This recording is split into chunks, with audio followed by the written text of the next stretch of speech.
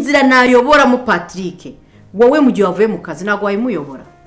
naramwibyaje se ngera mubye nyine ariko nawe ugomba kugira uruhare niba ukamubwira wowe se urwawe rukaba ari uruhu ngenda mubwira nashaka kumubwira ugahaguruka Patrick bari Patrick nta kintu nawe bizagenda neza kubera iki Patrick tuzahora muri bigi kugeza ryari ni dupfa ubusange nawe ibintu byo kuvuga umwana nabi kandi uri umubyeyi we nawe ubwawe wakamureze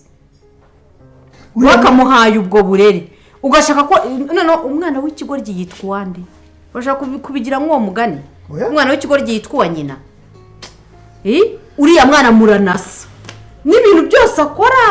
wabona nawe kera warabikoraga Papa Patrick ni ukuri kw'Imana wabona nawe wari umeze nka Patrick kubera ko ngenda umuntu warezwe kanguka